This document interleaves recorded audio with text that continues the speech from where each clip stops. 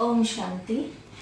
जब घर में कोई विशिष्ट कार्य संपन्न करना होता है या कोई कठिन कार्य संपन्न करना होता है तो अक्सर लोग कहते हैं कि गुरु चरित्र का पठन करो या जो भी इष्ट देव देवताओं पे आपका विश्वास है उनकी पोथी का पठन करो। तो मेरे साथ भी कुछ ऐसा ही हुआ है। जो इस सेवा के लिए मुझे ये पाठ को बार बार पढ़ना पड़ रहा था, बार बार इस पाठ को मैं रिवाइज कर रही थी। तो एक्चुअली पिछले 3 महीने से एक काम जो मेरे लिए बहुत मुश्किल हो नहीं रहा था, और जो व्यक्ति इस काम के लिए जिम्मेवार है वो व्यक्ति मुझे मिल नहीं रहा था।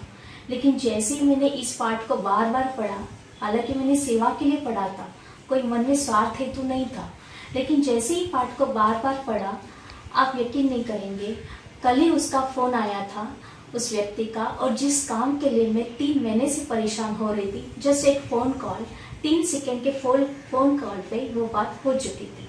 तो मेरा पर्सनल अनुभव ये रहा। आशा करती हूँ कि जब आप ये पाठ सुन रहे हो, जब आप ये पूरी सीरीज सुन रहे हो, आपको भी बहुत अच्छे अच्छे अनुभव होंगे। सुख और शांति का अनुभव तो आप कर ही रहे हैं, लेकिन उसके साथ स्थूल में भी आपको बहुत अच्छे अनुभव होंगे। इस आशा के साथ ओम शांति। ओम शांति। अभी तक की बाबा की जीवन कहानी में हमने देखा कि बाबा का श्रेष्ठ जीवन सभी यज्ञवत्सों के लिए प्रेरणाप्रद और आदर्शमय जीवन था। सभी यज्ञवत्स अपने विद्यार्थी जीवन में बहुत खुशी से आगे बढ़ रहे थे। सभी यज्ञवत्सों ने अपने जीवन को ज्ञान, योग और त्याग द्वारा पवित्र बनाया था, और तभी शिव बाबा ने एक ऐसा आदेश दे दिया जो यज्ञ के इतिहास में बहुत ही महत्वपूर्ण था। अगस्त 1947 की बात है। देश के बंटवारे की घोषणा हो चुकी थी, और तभी बहुत से हिंदुओं ने कराची छोड़कर भारत जाना शुरू किया था। बाबा ने तो पहले से ही कहा था कि बापू गांधी जी तथा कांग्रेस जो राम राज्य का, स्वराज्य का पुरुषार्थ कर रहे हैं, वो राम राज्य तभी स्थापन हो सकता है जब सभी नर नारी राम सीता समान पवित्र हो, मर्यादा पुरुषोत्तम हो। स्वराज्य यानी स्व का राज्य, आत्मा का राज्य, वो तभी स्थापन हो सकता है जब हर कोई खुद को काम, क्रोध जैसे विकारों की जंजीरों से मुक्त कर दे। बाबा ने तो यहाँ तक भी कहा था कि कांग्रेस तथा अन्य राजनीतिक दल अपने संघर्ष परिणाम स्वरूप राजभाग तो ले लेंगे, लेकिन उसमें कभी सुख नहीं होगा, क्योंकि उसमें श्रेष्ठाचार और पवित्रता की तो स्थापना हुई नहीं। बाबा ने यहाँ तक भी कहा था कि हिंदू और मुसलमान इन दोनों के बीच धार्मिक असहिष्णुता के कारण लड़ाई छिड़ेगी, क्योंकि आजकल सभी नारी ईश्वर से विमुख हो गए हैं और उनके अंदर जो मनोविकार है वो प्रबल हो गए हैं। इसलिए जब हिंदू और मुस्लिम के बीच में लड़ाई छिड़ गई तो यज्ञवत्सों के लिए ये बात कोई नई नहीं थी, और ना ही इन बातों से वो डर गए थे, क्योंकि बाबा ने उनको इन सारी बातों को पहले ही बता दिया था। न सिर्फ यज्ञवत्सों को, लेकिन बाबा ने इन सारी बातों को एक पुस्तक में छपवाकर उस समय के बड़े बड़े हस्तियों को, देश विदेश के बड़े बड़े लोगों को, राजा महाराजा को और समाचार पत्रों को भेंट के रूप में दे दिया था। लेकिन जैसे आप जानते हैं, जनता का स्वभाव, बाबा की इन बातों पर किसी ने भी विश्वास नहीं रखा। अब यज्ञ में जितने भी लोग थे, उनके सभी जो सगे संबंधी थे, उनको कराची छोड़कर भारत आए हुए 3 साल हुए थे, लेकिन ये यज्ञ अभी भी कराची में ही था। और लेकिन यहाँ पर जितने भी मुस्लिम लोग थे, उन्होंने कभी भी इस यज्ञ को किसी भी प्रकार की हानि नहीं पहुंचाई, किसी भी प्रकार की तकलीफ नहीं दी। हाँ, कभी कभी ऐसा होता था कि वहाँ के जो मुसलमान ऑफिसर्स थे वो इस यज्ञ में आते थे, लेकिन एक औपचारिक रीति से जस्ट पूछताछ करने के लिए कि आखिर ये संस्था है क्या, इस संस्था का कार्य है क्या। तो तभी इन ऑफिसर्स को बड़े ही प्यार से यज्ञवत्स उत्तर देते थे कि ये एक संस्था ईश्वरीय संस्था है। यहाँ जो भी है वो सारे ईश्वरीय सेवक है, खुदाई खिदमतगार है, जो ईश्वर की आदेश अनुसार, अल्लाह के आदेश के अनुसार खुद के जीवन को निर्विकारी और उत्तम बनाने का पुरुषार्थ कर रहे हैं। यज्ञवत्स उन ऑफिसर्स को ये भी बताते थे कि ये अभी अल्लाह का हुक्म है कि पाक बनो। आप तो अल्लाह को पाक परवरदिगार कहते हो, आपने अपने देश का नाम भी पाकिस्तान अपना लिया है, लेकिन फिर आप खुद पाक क्यों नहीं बनते हो? तो यज्ञवत्सों की इन बातों को सुनकर वो ऑफिसर्स बड़े ही खुश होते थे और वो कहते थे कि अगर आपको किसी भी चीज़ की ज़रूरत है तो आप हमें बिल्कुल बता देना, क्योंकि आप खुदाई खिदमतगार हो, आप बहुत पाक हो, आप ईश्वर के सेवक हो। वत्सों के सभी लौकिक संबंधी भारत तो आ चुके थे, लेकिन ये यज्ञ अभी तक भी कराची में था। तो उन संबंधियों को तो पता ही नहीं था कि ये ब्रह्मा कुमारी ईश्वरीय विश्वविद्यालय का यानी ओम मंडलीय का आखिर हुआ क्या है। फिर उन्होंने भ्रांतिवश यहाँ वहाँ कहना शुरू कर दिया कि शायद सिंध के मुसलमानों ने यज्ञ को वहीं पे कुछ हानि पहुंचा दी या फिर यज्ञ के लोग इधर उधर बिखर गए हैं, लेकिन ऐसा हुआ नहीं था। ये यज्ञ अभी भी कराची में पूरी तरह से सुरक्षित था। वहाँ के मुसलमान लोगों ने कभी भी इस यज्ञ को किसी भी प्रकार का नुकसान नहीं किया था। तो जो लौकिक संबंधी यहाँ थे वो यज्ञवत्सों के लिए यहाँ पर आने का निवेदन करने लगे। यहाँ जो भी संबंधी थे उन्होंने पत्रों द्वारा यज्ञवत्सों को यहाँ बुलाना शुरू किया और तभी शिव बाबा ने भी ब्रह्मा बाबा द्वारा और संदेशी पुत्रियों द्वारा एक संदेश दे दिया कि अभी इस यज्ञ को कराची से भारत में स्थलांतरित किया जाए, क्योंकि वहाँ के ही लोग इसको ज़्यादा से ज़्यादा फायदा उठा लेंगे। और साथ साथ ये भी कहा कि इस यज्ञ में अभी बहुत सारी परीक्षाएं भी आएगी और बहुत सारी सेवाएं भी बढ़ेगी। जब सिंध के मुसलमान लोगों को ये पता चला कि अभी ये यज्ञ भारत के लिए रवाना हो रहा है तो उनको तो जैसे बहुत दुख हुआ। उन्होंने कहा कि आप यहाँ से क्यों भारत जा रहे हो, यहाँ पे तो आपको कोई कष्ट नहीं होगा, हम आपकी हिफाजत करेंगे, आपका तो राजनीति से कोई लेना देना है ही नहीं, तो फिर आप यहाँ से क्यों जा रहे हो।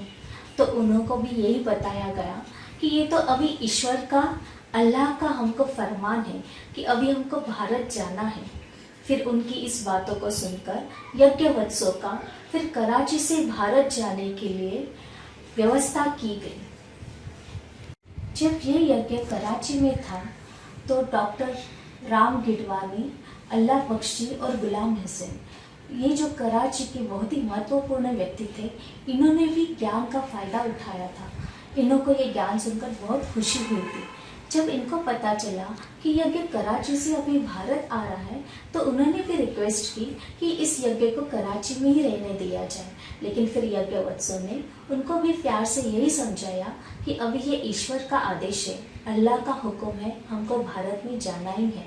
तो जैसे पहले भी आपको बताया, फिर इन यज्ञवत्सों की कराची से भारत आने के लिए एक स्टीमर के द्वारा व्यवस्था की गई।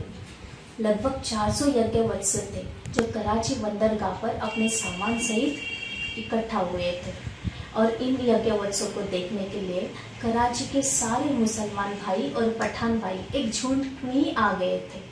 तभी ऐसा लग रहा था जैसे एक स्नेही अपने घर से विदा ले रहा है और सभी के चेहरे जैसे उदास हुए थे।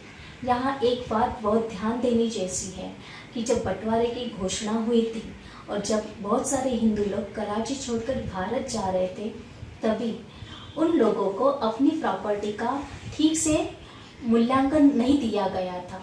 यहाँ तक कि किसी किसी को बहुत सारा लूटा गया था, उनको अपना खुद का सामान लाने नहीं दिया गया था। लेकिन यज्ञ के किसी भी वत्स को मुसलमान लोगों ने हानि नहीं पहुंचाई। यहाँ तक कि यज्ञ के जितने भी भवन थे, जितने भी इमारतें थे, उनका उचित मूल्य दिया गया और यज्ञ की जितने भी कारें थी उन सबको भी स्टीमर में रखने के लिए उन मुसलमान और पठान भाइयों ने ही मदद की। उनको ऐसा लग रहा था कि जैसे योगी, जैसे यह हंस की टोली एक भवसागर पार कर उड़कर कहीं अलग दुनिया में जा रहे हैं। जब ये लोग सब स्टीमर में बैठ रहे थे तो वहाँ के जो स्थानीय मुसलमान और पठान लोग थे, उन्होंने इन बच्चों पर, यज्ञवत्सों पर पुष्पों की वर्षा की। यज्ञवत्सों ने भी इन रिटर्न में उनके ऊपर फूलों की बरसात की और फिर ये यज्ञ एक स्टीमर में कराची से भारत के लिए रवाना हो गया। तो कहने का भाव ये है कि जहाँ तक औरों को सहयोग नहीं मिल रहा था, लेकिन यहाँ पर मुसलमान लोगों ने, पठान लोगों ने इन यज्ञवत्सों की पूरी मदद की। उनको पूरा सामान ले जाने के लिए, उनकी प्रॉपर्टी को उचित वैल्यू देने के लिए उन्होंने बहुत मदद की थी। यहाँ तक जो स्टीमर के कप्तान हैं, उन्होंने भी इन यज्ञवत्सों को कहा था, आपको किसी भी चीज़ की ज़रूरत हो बेझिझक हमको कह देना। और स्टीमर में ये प्रातः जो मुरली क्लास थी वो रेगुलर अपने टाइम पे शुरू होती थी। नियमों का पालन किया जाता था। और ये जो स्टीमर के अधिकारी थे, उन्होंने भी फिर इस मुरली का बहुत लाभ उठाया था। आखिर यज्ञवत्स कराची से भारत पहुंच ही गए।